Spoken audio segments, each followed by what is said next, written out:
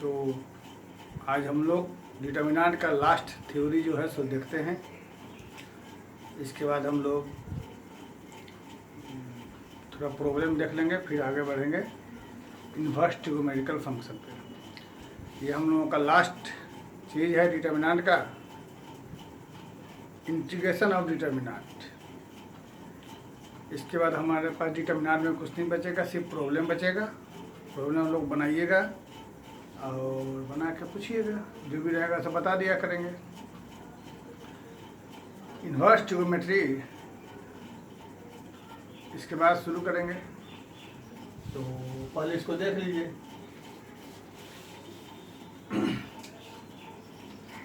F x यानी इसको हमने इसलिए एफ एक्स लिखा है कि अगर सोल्व करेंगे तो ये भी कोई फंक्शन रहेगा। जैसे हम एग्जाम्पल लिख लेते हैं, यहाँ पर एक डिटर्मिनेंट है, दो ही ऑर्डर का ले लेते हैं।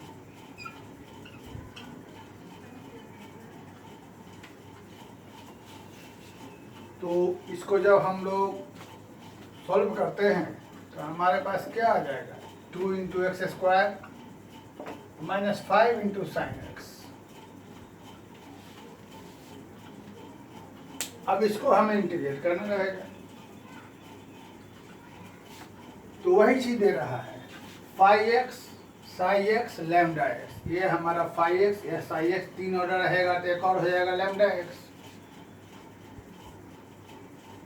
और ये आगे वाला यानी ये जो वेरिएबल है यहाँ पर सिर्फ पहले रो में रहेगा, बाकी सारे में कांस्टेंट रहेगा, तभी ये पॉसिबल है।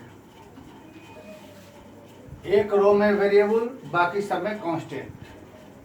अब यदि इसे इंटीग्रेशन करना हो, ये से भी थोड़ा बहुत मालूम है, आप लोगों को फिजिक्स में पढ़े होंगे, तो यह जिस रो में वेरिएबल है खाली उसी रो का इंटीग्रेशन होगा, बाकी सब ऐसे ही रह जाएगा।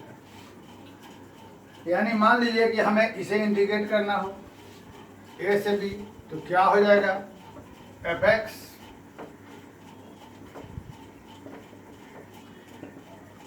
ये ऐसे ही रह जाएगा, इंटीग्रेशन ए से बी एक्स स्क्वायर, फिर इंटीग्रेशन ए से बी साइन एक्स, और यहाँ पर जो रहेगा सो का हो जाएगा। और बाकी इंटीग्रेशन करके जो वैल्यू है सो में पुट कर देंगे, इसमें कोई प्रॉब्लम नहीं। जैसे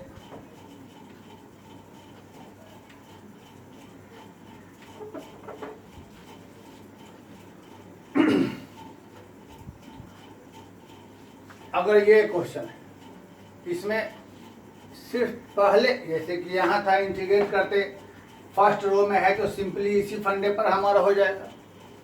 लेकिन जब एक से ज़्यादा रो में रहेगा वेरिएबल, जैसे यहाँ पर तीनों रो में है, तब जब कहेगा इंटीग्रेशन करने के लिए तो हम लोग इसे पहले एक्सपेंड करेंगे और तब उसके बाद हम लोग इंटीग्रेट करेंगे।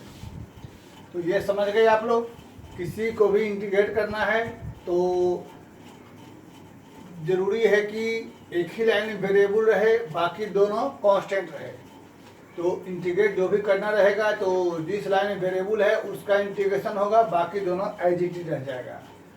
यह जरूरी है कि बाकी दोनों लाइन जो है वह कांस्टेंट ही रहे। तो पहले थोड़ा इसी को हम देख लेते हैं।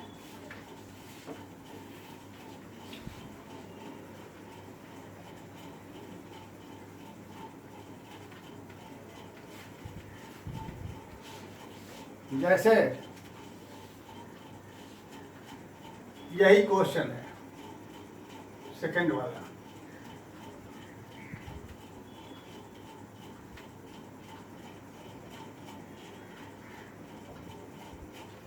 इसमें हमारे पास, छोड़िए सेकंड, अपने मन से लिखते हैं।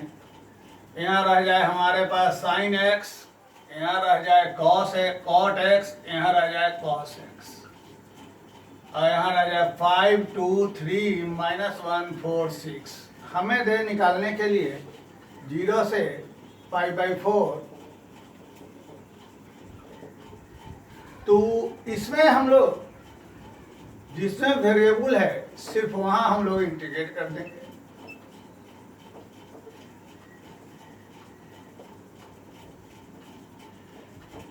फिर यहाँ पर ये ऐसे ही रह जाएगा। और सिंपली क्या करेंगे, इसको sin x को इंटीग्रेट करके जो वैल्यू हम लोग जानते हैं वो रख देंगे, cot x को इंटीग्रेट करके वैल्यू पुट कर देंगे और cos को करके वैल्यू पुट कर देंगे। ये तो बहुत सिंपल है। समस्या कहाँ आती है, जब एक से ज्यादा लाइन में हमारे पास वेरिएबल हो तब। जैसे सेकंड वाला क्वेश्चन, ये तीनों क्वेश्चन है, तो फर्स्ट आपको होमवर्क है। फर्स्ट क्वेश्चन में यूज करिएगा, थोड़ा अच्छा क्वेश्चन है इसीलिए होमवर्क दे रहे हैं। R1 को चेंज करिएगा, R1 minus sec x R3। ध्यान दीजिए, R1 minus sec x R3 ये 0 हो जाएगा, यह भी 0 क्योंकि एक sec से एक cos कैंसिल हो गया, cos का 0 हो जाएगा, बाकी करिएगा। और खाली इंटीग्रेशन ही करिएगा, ज़्यादा इसको सॉल्व न करिएगा, क्योंकि सॉरी इसको एक्सपेंड कर लीजिएगा, क्योंकि बाकी का इंटीग्रेशन आपको थोड़ी मुश्किल होगी। मेरे ख्याल से इसको सॉल्व करने पर आना चाहिए sin square x plus cos का पावर 5x। तो ये हम इसलिए बता दे रहे हैं क्योंकि यह क्वेश्चन कभी कंपटीशन में आ चुका है, क्योंकि अच्छा क्वेश्चन है। हाँ, इसके बाद इंटीग्रेशन करने के लिए हमें बहुत ज़्यादा कुछ पढ़ना पड़ेगा जो अभी आप लोग नहीं जानते हैं, इसलिए इसको रख लीजिए कॉपी में। जब हम इंटीग्रेशन पढ़ाएंगे तो यहाँ के बाद अपने आप बन जाएगा, इसे पहले यहाँ ला कर रख लेना है। कैसे लाना है, एक्सपेंड करके, ठीक है। तो फिलहाल हम ये सेकंड वाला आपको समझाते हैं। सेकंड वाला और थर्ड वाला बताएंगे। यही सब मेन क्वेश्चन है। हमें चूंकि एक से ज़्यादा लाइन में वेरिएबल है तो पहले इसे एक्सपेंड करना होगा। तो एक्सपेंड करने के लिए ज़्यादा समय ना खाते हुए हम सीधे, अब इसे दोबारा क्यों लिखें, सीधे हम यहीं पर चलते हैं। स्टेप ही बनाने हैं, क्या करें। तो हम देखते हैं ये R2 में R1 माइनस कर देते हैं, R2 माइनस R1 है ना। सोचा जाए यहाँ क्या बच जाएगा हमारे पास, ये वाला क्या हो जाएगा, और इसमें ये वाला माइनस कर देंगे तो यहाँ सिर्फ बच जाएगा sin x, है ना। ठीक, तो R2 को चेंज किया, इसका मतलब कि बाकी सबको हम ऐसे ही छोड़ देते हैं, ठीक है। यहाँ रह गया sin x 1। अब या तो यहाँ अगला 0 होगा या यहाँ पर होगा, तो यहाँ होने में मुश्किल है इन दोनों में, ठीक। यही लाते हैं, क्या करें बच्चों, ये C3 है,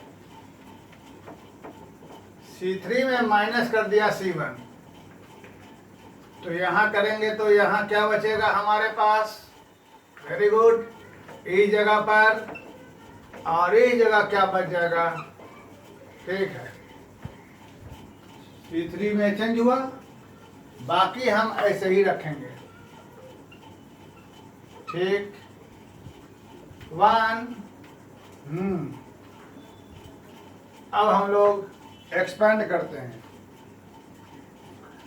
एक्सपेंड करते हैं सेकेंड रो में, इसका साइन मालूम है माइनस, और यहाँ क्या हो जाएगा, ये इंटू, इसको छोड़ देते हैं, cos minus minus minus plus, ये कैंसिल, हमारे पास क्या हो गया,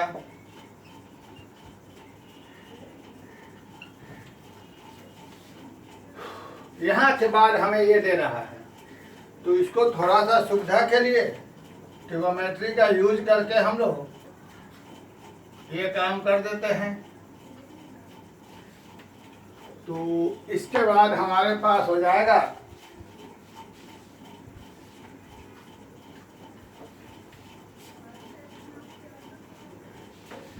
to sine theta cos theta वाला फॉर्मूला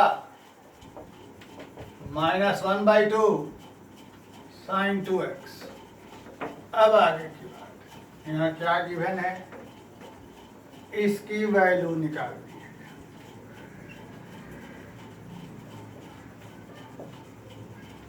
इक्वल टू, यह कांस्टेंट बाहर रह जाएगा,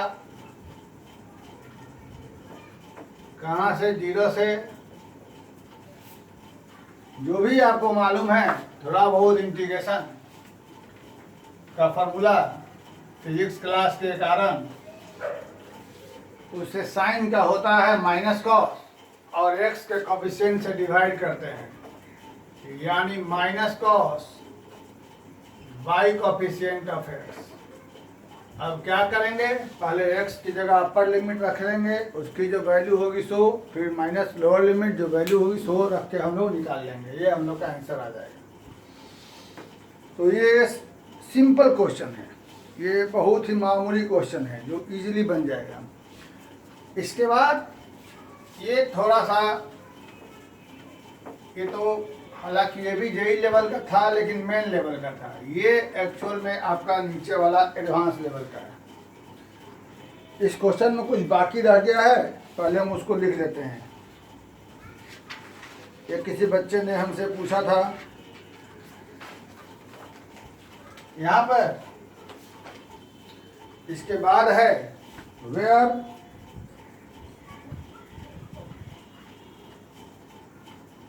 fx is real valued function of x, then find value of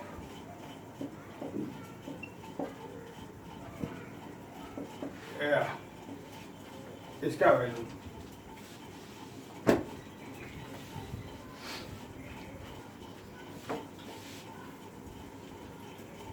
integration जब हम लोग पढ़ेंगे तो उसमें एप्लीकेशन ऑफ इंटीग्रेशन होता है, इसमें कुछ डेफिनेट इंटीग्रेशन का फॉर्मूला होते हैं, उसमें सॉरी एप्लीकेशन नहीं, डेफिनेट इंटीग्रेशन में कुछ रूल होते हैं। उस रूल से जब भी कभी ऐसा हो इस तरीके से, -a से a, -π से +π, -2 से +2, -5 से +5, -π/2 से +π/2, तो देखिएगा इसमें दो केस होते हैं। एक सो सीधे इसका मान 0 हो जाएगा जब fx जो होता है ऑड फंक्शन। तो जब भी ऐसा हो तो समझ लेना कि कंपटीशन में 95% केस में ऐसे ही होगा ऑड फंक्शन। अब सवाल है कि ऑड फंक्शन कहते किसको हैं, तो बहुतों को मालूम रहता है, हमने फंक्शन में बताया भी था। ऑड फंक्शन के लिए यदि x की जगह माइनस रखने पर फिर से वही फंक्शन हो जाए तो ये हमारा कहलाता है इवन फंक्शन, और जब यह अपने आप का निगेटिव हो जाए तब इसे ही कहते हैं हम लोग ऑड फंक्शन। ये बात, जब x की जगह माइनस रखने पर उसमें फंक्शन में कोई फर्क नहीं पड़े तो वो कहलाता है इवन फंक्शन, और जब माइनस रखने पर वह अपने आप का निगेटिव हो जाए तब वो कहलाता है ऑड फंक्शन। जैसे यह है, अगर x की जगह माइनस रखिएगा तो cos -x plus cos x यानी कोई चेंज नहीं हुआ तो क्या कहलाया यह हमको इवन फंक्शन। लेकिन यदि यहाँ पर साइन ले लेते हैं तो x की जगह माइनस रखने पर यह माइनस साइन एक्स हो जाएगा, यानी माइनस एफ एक्स हो गया, तो क्या कहलाएगा? Odd function. यही रूल है ऑड फंक्शन डिग्री का। तो चूंकि यहाँ हमें वैल्यू निकालनी है इसकी, ये सिस्टम दिखाई दे रहा है, यानी यह ऑड फंक्शन होना चाहिए। अब ऑड फंक्शन के लिए हमें क्या करना है? यह डिटर्मिनेंट x है, तो पूरे डिटर्मिनेंट में x की जगह पहले माइनस एक्स रख दिया जाए। ठीक है,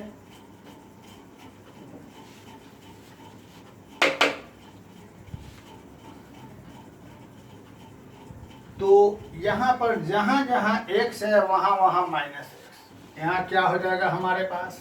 x की जगह माइनस एक्स प्लस x की जगह माइनस एक्स। एग्री? x की जगह माइनस, नो, x की जगह माइनस एक्स है ही नहीं, x की जगह माइनस, x की जगह माइनस, x की जगह माइनस, x की जगह माइनस रखते जाइए। यहाँ भी सीधे लिख देते हैं, यहाँ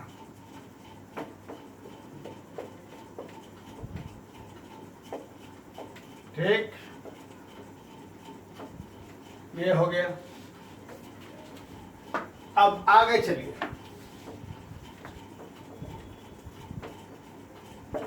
आगे में ये ऐसे ही रह गया, क्योंकि a plus B plus A, no problem. इसको देखते हुए क्या हम इसे ऐसा लिख सकते हैं, इसे भी ऐसा लिख सकते हैं,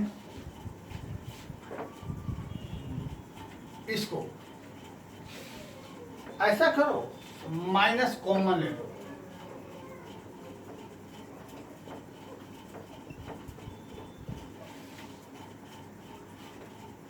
ये ऐसे रह गया,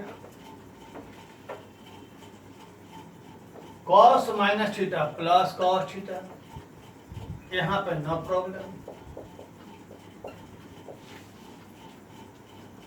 ये जो जीरो है इसे हम लोग माइनस जीरो लिख सकते हैं, समझने की बात है, जरूरत नहीं। किसी भी एक लाइन से कोई भी चीज बाहर कॉमन निकाल सकते हैं, तो सेकंड कॉलम से माइनस कॉमन निकाल लेते हैं।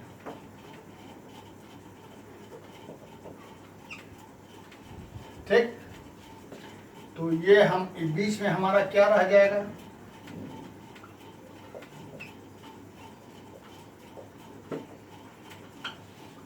फर्स्ट वाला हमारा ऐसा ही रह गया, थर्ड वाला ऐसे ही रह गया,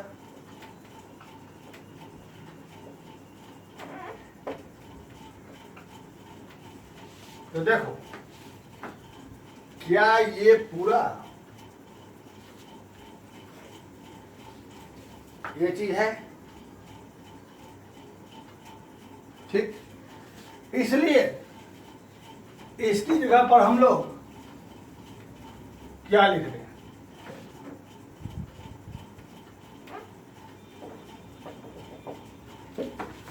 डेल्टा एक्स डिटर्मिनेंट एक्स।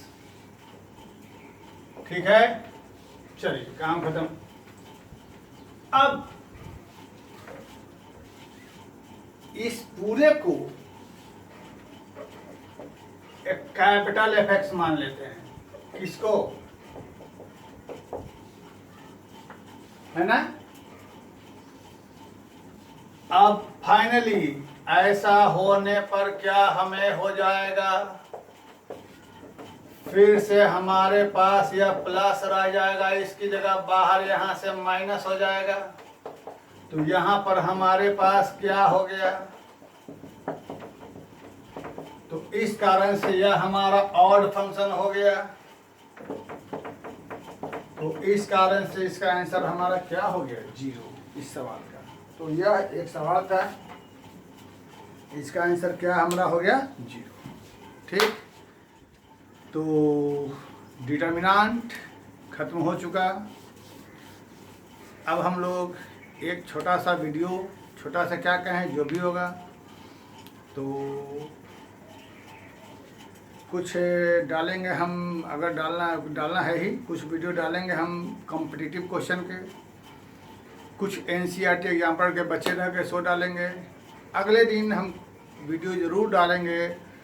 इसका अगला वीडियो मेरा रहेगा कॉम्पिटिटिव का, तो रहेगा ही रहेगा, और एनसीईआरटी एग्जाम्पल का रहेगा। साथ में जो inverse of matrix by elementary transformation वाला जरूर रहेगा अगला वीडियो, निश्चित रूप से उसका तो हमें डालना ही डालना है। तो वो डालने के बाद यहाँ तक का हमारा पोर्शन कंप्लीट। उसके बाद हम आगे को चलेंगे इन्वर्स ट्रिग्नोमेट्री फंक्शन पर, और बाकी पीछे वाला हमारा जो रहेगा टाइम टू टाइम अपना, हमको जो बच्चे प्रॉब्लम पूछेंगे वो डालते रहेंगे। लेकिन आप लोग इन्वर्स ट्रिग्नोमेट्री शुरू होने के पहले अपने सर्किल में हमारे इस चैनल को थोड़ा सा बढ़ाइए, लोगों से कहिए। अभी हमने अब तक आपसे नहीं कहा था, लेकिन अब हम कहते हैं इसको बढ़ाइए। सब लोग अपने चैनल पर बोलते हैं, हमने नहीं बोला, लेकिन अब बोल रहे हैं, अपने दोस्तों को बढ़ाइए और इसको थोड़ा सा एक्सपेंड करिए कि ज़्यादा से ज़्यादा लोग देख सकें। Thank you.